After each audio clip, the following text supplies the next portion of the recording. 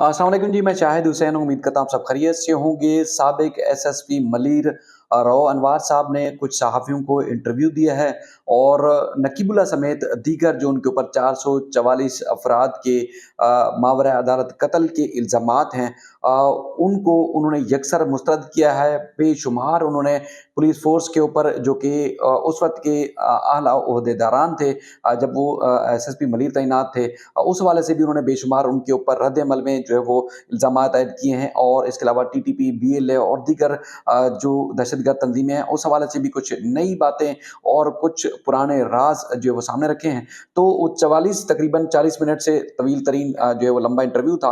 उसमें जो चीदा-चीदा नुकात हैं, चीदा-चीदा जो तफ़सीलात हैं, वो आपके सामने रखूँगा ताकि रओ अनवार की बरीयत और उसके बाद फिर उनके ऊपर जो लगाए जाने वाले इल्ज़ामात हैं, उसकी मुकम्मल हकीकत आपके सामने आ जाए। और आप देखिएगा तो आपको खुद भी समझ आ जाएगी कि सूरत हाल बुनियादी तौर पर बनी क्या। क्योंकि आज भी जो महसूद कबाइल हैं, जिरगा है, वो इस बात पर बाज़िद है कि जो रओ अनवार हैं, उन्होंने ही नकीबुल्लाह का कत्ल किया और मावरा अदालत कत्ल हुआ। और इस हवाले से उन्होंने बाकायदा तौर पर सिंध हाई कोर्ट में, यानी कि इंसदादी दहशतगर्दी की अदालत के फैसले के खिलाफ अपील भी दायर की जाएगी। अपील में एक मारूफ वकील जो है उनकी खिदमात हासिल की जाएंगी, लेकिन जिरगा की पहले जो है वो अप्रूवल होगी। उसके बाद बाकायदा तौर पर वकील की खिदमात लेने के बाद बताया गया है कि सिंध हाई कोर्ट में अपील दायर की जाएगी रओ अनवार और दीगर पुलिस एहलकारों की बरीयत के फैसले के खिलाफ। अच्छा, चूंकि उन्होंने सारा रओ अनवार साहब ने पूरा एक वकूआ जो है वो सामने रखा है, जिसमें उनका कहना था कि जो शाह फैसल के इलाके में पुलिस मुकाबला हुआ, उस वक्त मैं ऑफिस में मौजूद था, मैं वहाँ उस लोकेशन पे था ही नहीं।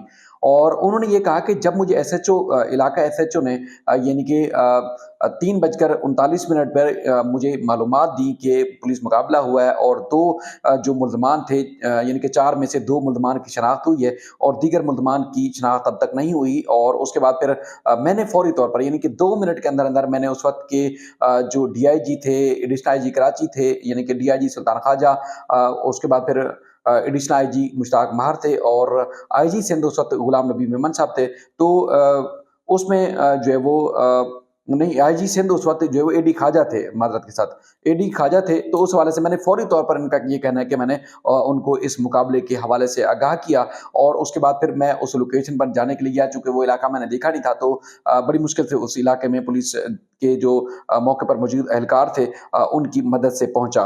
उन्होंने बताया कि जब मैं वहाँ पहुँचा तो उस वक़्त मुकाबला ख़त्म हो चुका था।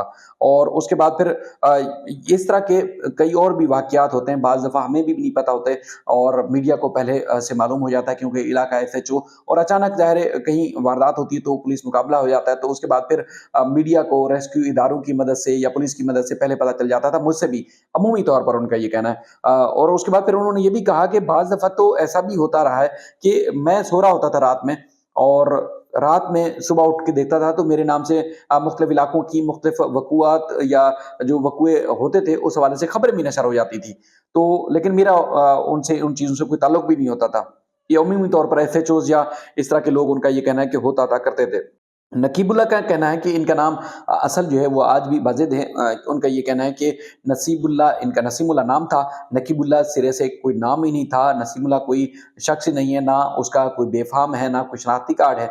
और जिस शख्स का दावा किया जा रहा है कि वो नकीबुल्लाह थे, उनकी डेड बॉडी जो वसूल की गई है पुलिस की, वो नसीबुल्लाह के नाम से जो शनाख्ती कार्ड था वो देकर जो है वसूल की गई है। और इनका ये कहना है, बल्कि रओ अनवार का ये दावा है कि नसीमुल्लाह का ताल्लुक भी टीटीपी से था, कलअदम तहरीक तालिबान पाकिस्तान से था।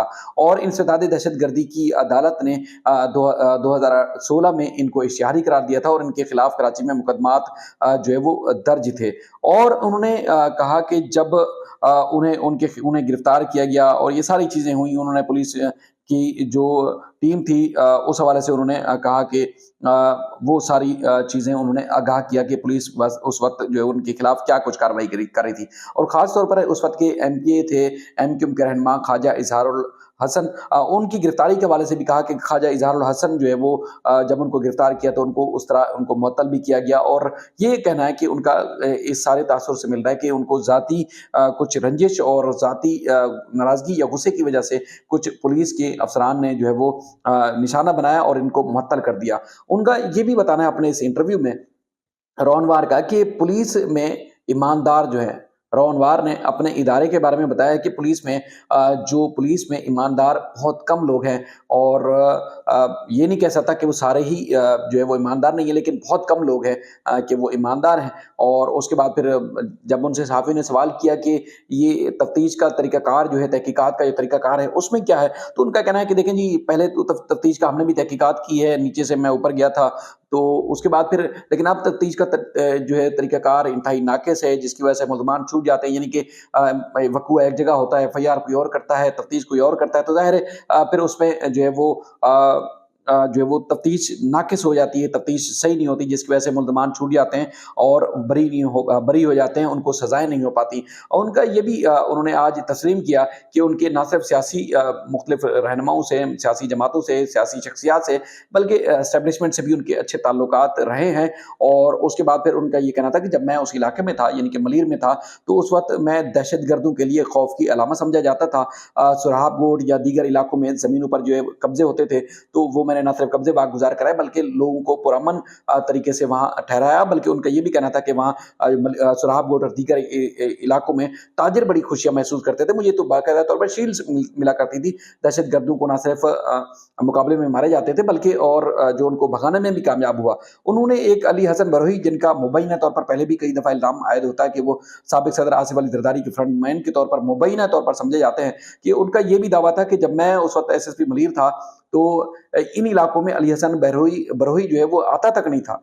लेकिन अब वो दंदनाता फिरता है और अब वो आता है, और इस तरह उनका कहना है कि ये सारी चीज़ें होती हैं। बाकी जो है आज जो है लैंड ग्रैबर यानी कि कब्ज़ा माफ़िया, वो ना सिर्फ़ बीएलए को बल्कि टीटीपी को भी पैसे देते हैं और इस तरह की चीज़ें करते हैं। बाकी एक और चीज़ जो कि उस वक़्त के तफ्तीशी अफ़सर जो कि राउंडवार के खिलाफ मुकदमा दर्ज किया गया था, उसमें जो एसपी डॉक्टर रिज़वान थे, उनके बारे में भी उन्होंने काफ़ी आज तफ़सीलात रखी। उनका कहना था कि जब मैं एसएसपी मलीर था, डीआईजी जो है वो सुल्तान ख्वाजा थे, तो वो डॉक्टर रिज़वान को, चूँकि वो एसपी जमशेद थे, जमशेद के इलाके के, तो वहाँ से जब आते थे वो मेरे इलाके में वारदातें करते थे, और उसके बाद फिर कुछ लोगों के खिलाफ चर्च के और इस तरह के मुकदमात बनाकर जो है वो मुकदमात बना दिए जाते थे। तो उसके बाद जो है वो बेशुमार इस तरह के केसेस है, जिनका जो है वो बेबुनियाद केसेस बनाए जाते थे मेरे इलाके में। और जब मैं नाराज़गी का इज़हार करता था, तो कहा जाता था जी मज़ीद तो अब कोई इनके खिलाफ मुकदमात नहीं बनाए गए, यानी कि ऐसे-ऐसे लोगों को भी जो है वो मुकदमात जो है वो बना दिए जाते थे। फिर उन्होंने और भी चीज़ें की, ख़ास तौर पर नकीबुल्लाह के हवाले से। इनका कहना है कि नसीबुल्लाह इनका नाम था, नसीमुल्लाह नाम था, नकीबुल्लाह इनका नाम नहीं था, और इनका टीटीपी से ताल्लुक था। कराची में कोई आज भी, उनका ये कहना है कि कोई आज भी जाए और ये दावा करके दिखाए या मुझे बताया कि वो कराची में सुरहाब रोड में किस इलाके में रहता था, और सुबह जाता था, वो शाम में काम करके वापस आता था, ऐसा हरगिज़ नहीं है। उनका ये दावा है कि वो हब चौकी में रहता था और वहाँ फैक्ट्री में सोता था और वारदातें वहीं से बैठ के करता था, और वो टीटीपी का जो है वो सरकर्दा रुकन था। उसका सुरहाब गोड से इलाके से कोई ताल्लुक नहीं है। और उसके बाद ये जो दीगर जो लोग हज़रत अली और दीगर जो पकड़े गए थे उस दौरान, उनका भी जो है वो उनके रिश्तेदार और वो खुद जो है वो टीटीपी से ताल्लुक उनका बताया जाता है। बाकी एक और चीज़ भी उन्होंने बताई कि जो मंजूर पश्तीन या पीटीएम के ऊपर उन्होंने जो है वो बेशुमार आज इल्ज़ाम लगाए हैं, और उनका कहना था कि अगर मैं होता तो ये पीटीएम के मंजूर पश्तीन या कोई भी वहाँ उस इलाके में घुस तक नहीं सकते थे। मैं वहाँ से हटा तो उसके बाद फिर अब ये आते हैं और बड़ी-बड़ी मुल्क के खिलाफ भी बातें करते हैं, पाक फ़ौज के खिलाफ बातें करते हैं और मुख्तलिफ लोगों के खिलाफ बातें करते हैं। लेकिन जब मैं था तो इनकी जुर्अत नहीं थी कि वहाँ आएँ, और उनका कहना है कि इंडिया से और अफ़गानिस्तान में उस वक़्त की हुकूमत के साथ इनके ताल्लुकात थे, और इसलिए ये मुल्क को बदनाम करते हैं। और उसके बाद फिर उन्होंने ये भी कहा कि मेरे ऊपर पुलिस की तहकीकात में जो है 444 के अफराद के मावरा अदालत कत्ल का इल्ज़ाम लगाया गया मुझ पर। उनका कहना है कि 444 अफराद में से किसी एक का नाम, कोई एक का नाम भी सामने ले आएँ जिसको मैंने मावरा अदालत कत्ल किया हो। इनके पास कोई नाम नहीं है, सिर्फ़ 444 अफराद का एक फ़िगर दिया गया है, और मंजूर पश्तीन भी मेरे खिलाफ बैठ के उनका कहना है कि वो बातें करता है, और ये वो लोग हैं जो मुल्क दुश्मन अनासिर हैं। और ये मेरी जो मुलाज़मत थी, यानी कि 2011 से 2018 के दरमियान, इस दौरान जो है वो मुख्तलिफ़ लोग जो मुख्तलिफ़ इलाकों में मारे जाते थे पुलिस मुकाबलों में, उनके इल्ज़ामात मुझ पर लगा दिए गए हैं, ऐसा हरगिज़ नहीं है। बाकी उन्होंने कहा कि उन 444 अफराद में जो कि एयरपोर्ट में वाक़या रूनुमा हुआ था, जिसमें 10 जो दहशतगर्द मारे गए थे, उनको भी मासूम डिक्लेयर करने के बाद पुलिस की तहकीकाती टीम ने वो भी मेरे खाते में डाल दी है। और हालाँकि वो लोग थे दहशतगर्द जिनकी सरों की कीमत बाकायदा तौर पर मुकर्रर की गई थी और उनको भी मासूम जो है पुलिस की तहकीकाती टीम ने डिक्लेयर करके मेरे ऊपर जो है वो इल्ज़ामात आयद कर दिए हैं। और उसके बाद फिर उन्होंने ये भी कहा कि ये भी हुआ कि एक मुल्क का भी बड़ा नुकसान हुआ मुझे हटाने के बाद, और उसके बाद फिर अमेरिका ने ख़ास तौर पर मेरे ऊपर सफ़री पाबंदियाँ आयद कर दी और उसके बाद फिर बेशुमार उन्होंने चीज़ें की, जिसमें अब उन्होंने ख़तरा ज़ाहिर किया है कि जब से मैं हटा हूँ उसके बाद फिर बीएलए और टीटीपी और दीगर जो तंजीमें हैं वो एक्टिव हो चुकी हैं, मुख्तलिफ जगहों पर जो है वो मुख्तलिफ मासूम लोगों के ख़ास तौर पर निशाना बना सकती हैं। और उन्होंने ये भी कहा है कि अब वो ख़ास तौर पर जो है वो जो इनके खिलाफ मुकदमा बनाए गए उनके खिलाफ बाकायदा तौर पर कानूनी चाराजोई का हक रखते हैं और कानूनी चाराजोई भी करेंगे जिन जिन लोगों ने उनके ऊपर इस तरह की चीज़ें की हैं। बाकी जो मैंने आपको इब्तिदा में बताया था कि इस बरियत के खिलाफ, इस बरियत के फैसले के खिलाफ, इंसदाद दहशतगर्दी की अदालत के फैसले के खिलाफ जिरगा माहिदीन ने बताया है, मुख्तलिफ सोर्सेस से हमने कन्फर्म किया है कि जिरगा माहिदीन की एक बैठक होगी और उसमें फैसला किया जाएगा कब और किस तरह अपील दायर करनी है और कौन से वकील की खिदमात हासिल करनी है।